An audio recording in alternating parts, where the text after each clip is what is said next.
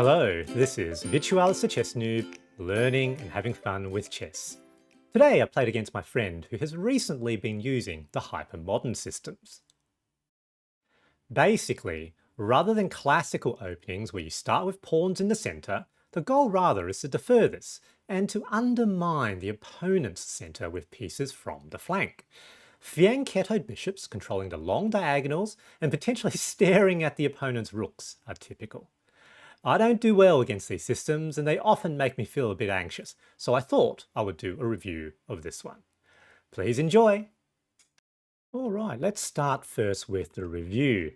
So chess.com's algorithm, neither of us played super accurately. For myself, around 65%. The opponent, my mate, about 53%. We both had some good moves, but also our fair share of mistakes and blunders as well. So let's now move on to the analysis. Okay, so I had the white pieces in this game and my opponent, my mate, had the black pieces. As usual, I play e4. They played g6 and I played a game where he used a hypermodern system against me before and he completely smashed me in the center. So I already starting to feel a little bit of anxiety here, so I sort of expected what was coming. So look, take control of the full center. Okay, they played b6, so I think their plan is to do Fianchettoed both bishops. So I thought, why not? 3 pawns in the center. I didn't dare do a fourth. Obviously, do need to take care of that. Bring out my other knight. So both knights out, 3 pawns. So interestingly enough, apparently Stockfish thinks I'm doing pretty good. And I have to just admit, I really don't have a good sense, just a sense of what is the best approach here. Now, I thought that seemed to make sense, but then I just started second guessing myself, like, should I really do that? Am I then going to face some other pushes? But you know, my initial intuition actually was correct. I should simply have pushed d5. You know, then I would have this little triangle of pawns, and apparently that is good. Still, you know, bishop e3, still a bit ahead, not disastrous, still doing okay. Opponent plays f5. I thought it was probably logical to capture that, so that's good. That makes sense. +3 now. Opponent captures back. I thought that was probably okay. Here I brought bishop d3. That was not unexpected, but I thought again that was probably fine. And now opponent captures back. And here I thought, yes, I should have just pushed that pawn before, because now I'm still feeling not very comfortable with the opponent's pawn on d4. There didn't seem like there was any obvious way I could get rid of that pawn, you know, without there being an issue. So here I thought, look, I'll pull my knight back, knight to e2, so there'll be 2 attackers. Now it turns out that putting the knight into this square, and I think that square was actually okay as well, were the better move. But I just really can't really tell the difference between one of the moves versus the other. And of course, this is the issue. Opponent plays knight c6 now as a defender. And I thought, oh, okay, now that pawn really is stuck there. However, once again, apparently I am better. At this point, I had started convincing myself that I was not doing well in the opening, that I was losing the opening. Move my queen to d2 so that I would have the opportunity to castle in both directions. That was a good move by my mate, e5. Move the bishop to g5 now, which comes with an attack on the queen. Expected, yep, one of the knights will move to block, and of course that knight is now pinned. I do short castles. You know, the Stockfish reckons moving the knight was best in this case. I suppose, you know, there's a sort of potential sort of double attack there. I suppose that's the logic. Opponent captures. I was wondering when they were going to liquidate that. And here I had to capture back. And here I thought I've permanently damaged the defense of the king. Again, it's interesting. At this point, I had seriously thought that opponent was in a winning position. And Stockfish says it's +2.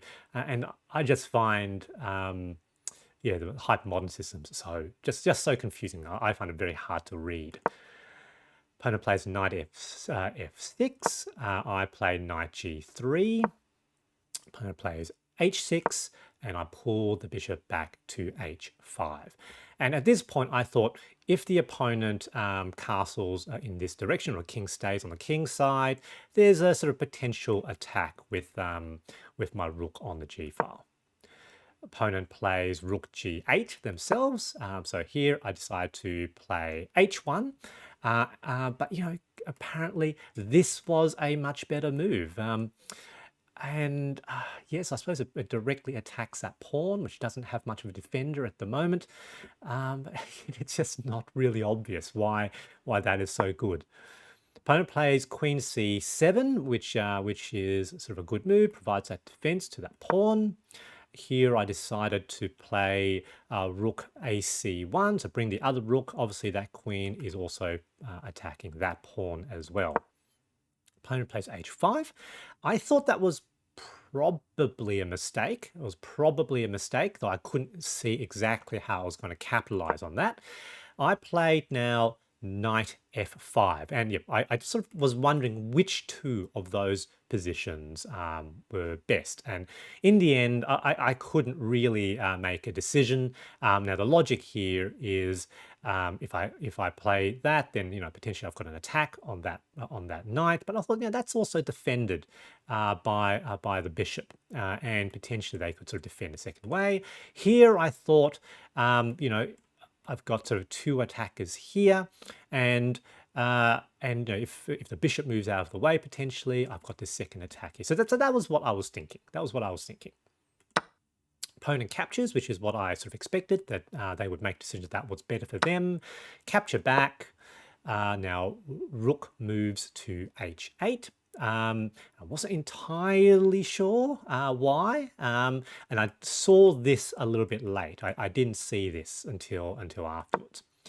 Here I play rook g1, now taking control of the g file. Opponent now plays bishop h6. Again, I thought I was definitely losing here, but apparently it's +6 for me. So it's I just found it so interesting how just the lack of confidence I think I had in this game. However, here I had a check with bishop. That forced that bishop move, and here I thought I was being clever with another check. Though interesting enough, it reckons that this is the better move. You know, potentially I think ostensibly giving up that bishop for that rook for a bishop. So so unclear to me. Block with pawn, which is what I expected. Here I move bishop to that position to block that attack on the rook. But interesting enough, this was actually the better move. So potentially pinning that pawn. That also means yeah, so there's a number of fairly strong attacks from that, but I didn't see that in the game at all. Opponent now plays queen c6, which is a blunder. So, you know, that was back to so I was basically back to equality, and now I'm back ahead. And the reason for that, and I actually didn't see this in the actual game, is that I've now got this powerful skewer. I still thought that protected, but of course the knight is pinned against the king. So that would have been a very, very powerful attack. I didn't see it until after I moved queen to b3. Yeah, it is what it is, I suppose. Opponent now plays rook ag8, so bring the other rook into the party, and now we're back to equality. So now I thought, because we're in trouble, because, you know, that's being threatened, that I would capture that with check. I expected the king to capture back, and now I've got this attack on the queen, also allowing me to move the bishop out of the way, also with a discovered attack on the opponent's rook. The opponent moves their queen to e8, so evacuating it out of there. I'm slightly ahead again. I thought yeah, the theme, I thought I was losing because, so many attackers on my side, poor defense around the king, wasn't feeling very good, wasn't feeling very comfortable. However, here I did see some possibilities. I didn't.